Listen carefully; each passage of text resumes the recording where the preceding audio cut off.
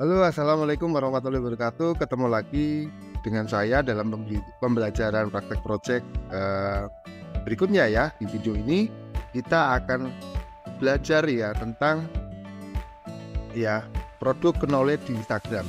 Jadi pembelajaran kali ini adalah kita berusaha untuk memahami seperti apakah kriteria produk yang cocok dijual di Instagram. Kenapa? Karena teman-teman semuanya memahami terkait dengan produk ini sebenarnya adalah bagian dari strategi pemasaran 4P ya, atau marketing mix ya, yang mungkin bagi teman-teman yang belajar tentang dunia pemasaran itu saat kita mau melakukan strategi pemasaran, baik itu dilakukan secara offline maupun secara online, ini hampir sama ya konsepnya ya. Jadi memahami dulu terkait dengan 4P kalau kita mau melakukan pemasaran terkait dengan produk tertentu. Yang 4P ya.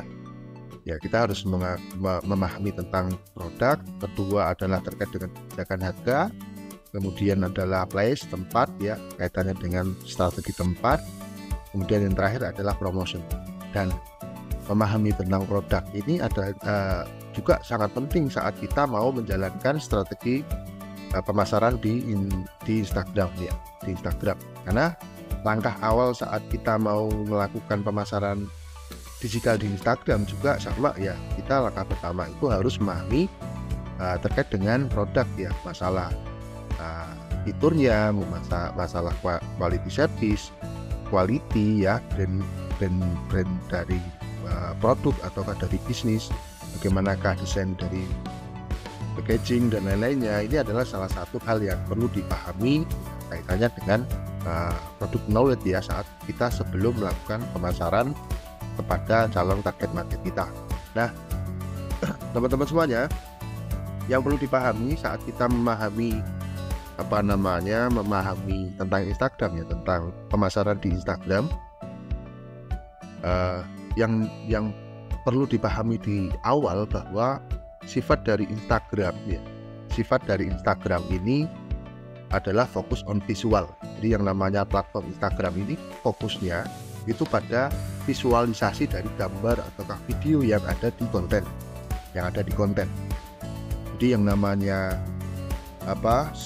display gambar, kemudian juga kaitannya dengan image video ya, itu sangat penting kalau kita mau melakukan pembuatan konten di Instagram. Karena apa? Karena basicnya yang namanya Instagram itu fokus on visual. Jadi visualisasinya itu sangat dikedepankan kalau di Instagram. Berbeda dengan platform sosial media yang lain, misalnya Facebook. Kalau di Facebook itu fokusnya itu pada storytelling atau copywriting yang ada di cerita yang ada dalam caption yang ada di postingan di Facebook. Sedangkan gambar itu hanya sekedar pemanis atau penguat dari cerita yang kita tampilkan di Facebook.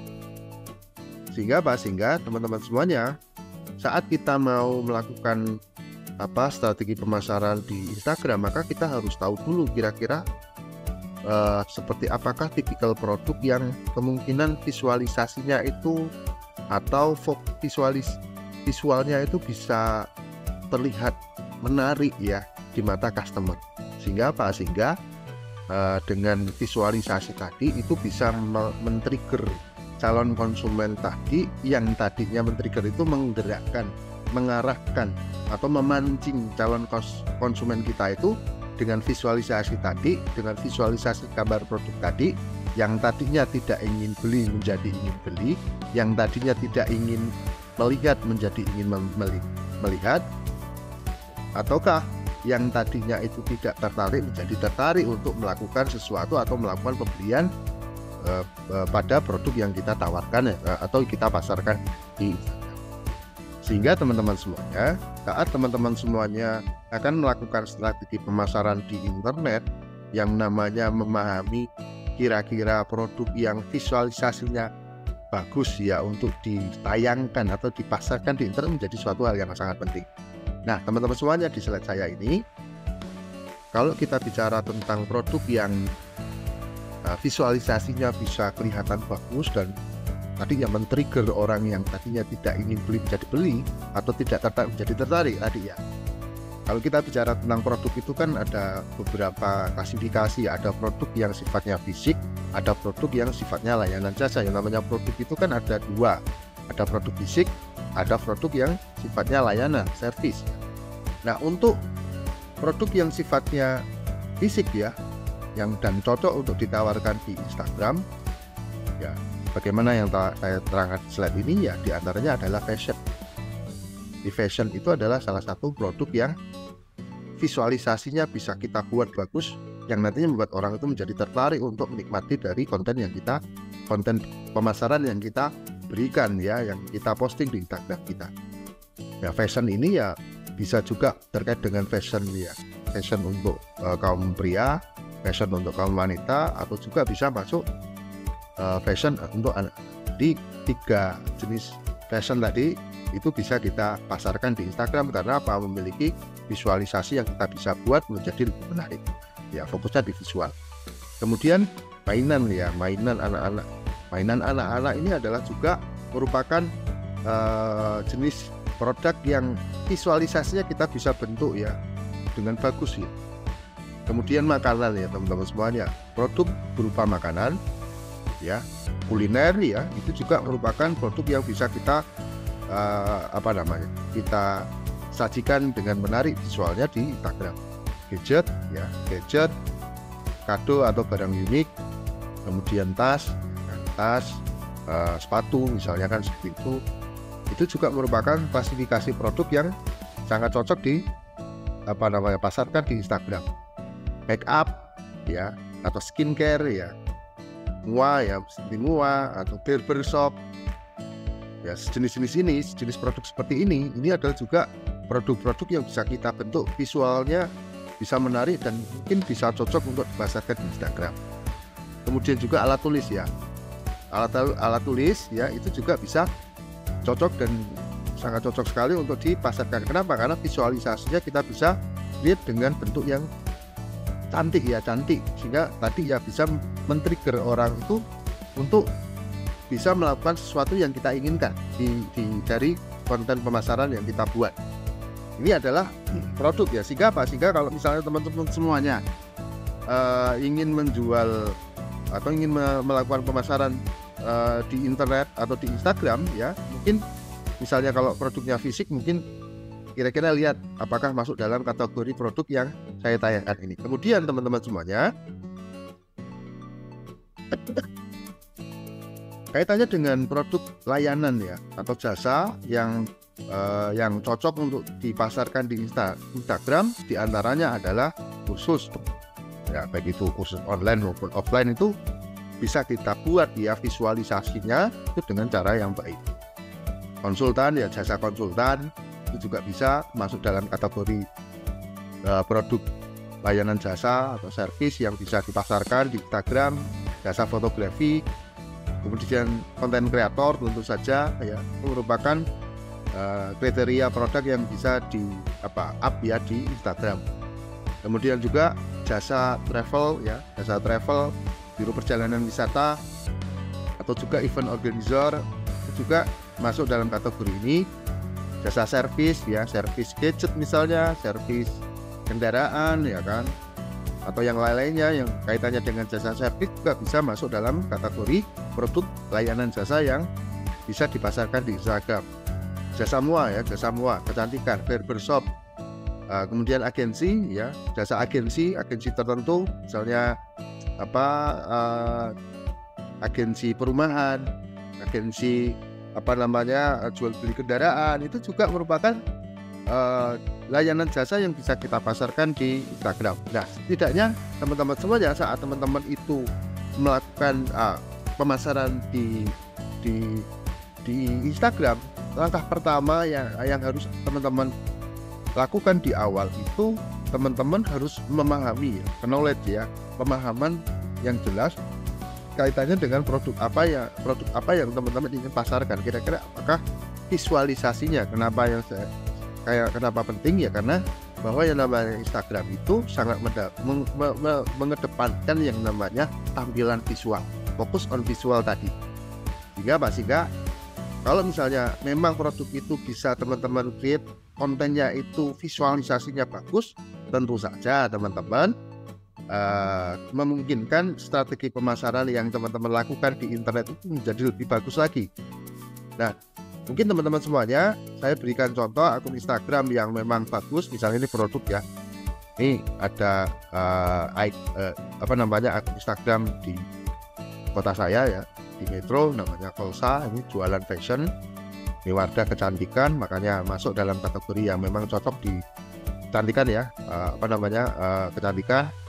Kemudian makanan ya, kuliner. Ini toko saya, teman-teman semuanya, memperjualbelikan alat-alat kecantikan ya, kosmetik, dan juga alat-alat bayi. Kemudian ini mainan, ini mainan. Kemudian untuk produk layanan jasa, teman-teman semuanya bisa dilihat. Ini saya contohkan saja, ini kursus ya, gratiskerja.com. Kemudian ini ada agensi digital marketing ya, melayani layanan jasa untuk pemasaran digital. Ini ada listing marketing yang ada di Sidoarjo. Kemudian ini layanan jasa perjalanan wisata. Kemudian jasa servis ya. Ini adalah akun Instagram untuk MUA. Kemudian yang terakhir ini Klesi ya. Klesi ini adalah barbershop yang ada di kota saya, di kota Metro.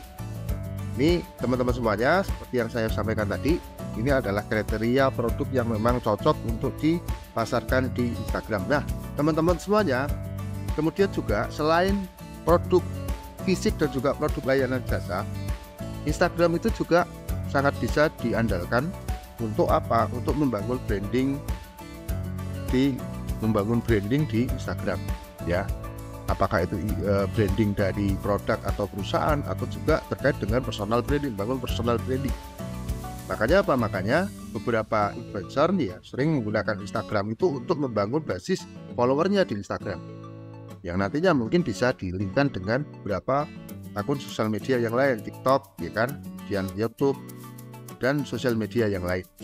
Jelas ya teman-teman semuanya, company branding ya, branding di perusahaan, branding untuk perusahaan juga bisa menggunakan Instagram.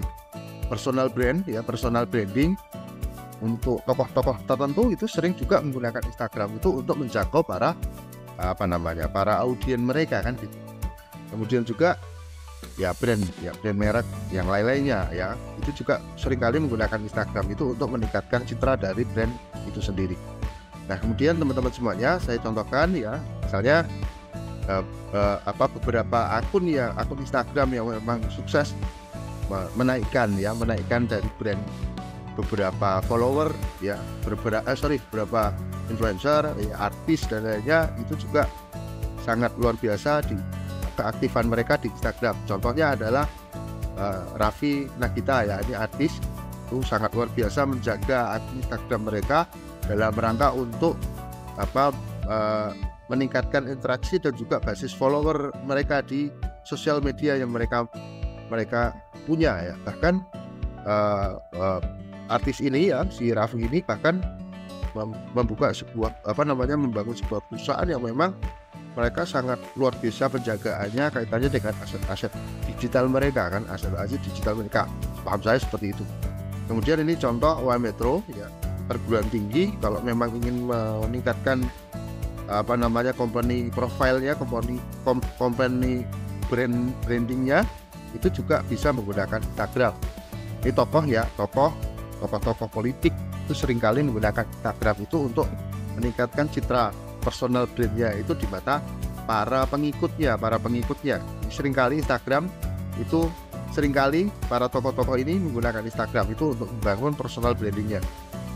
Kemudian perusahaan ya, ini contoh perusahaan transportasi di kota saya di Lampung, Hidrotran sini ya. Hidrotran itu juga sangat aktif sekali menggunakan Instagram itu untuk menyajikan kepada calon customernya kaitannya dengan apa yang mereka lakukan, aktivitas apa yang mereka lakukan dalam dunia bisnis ya.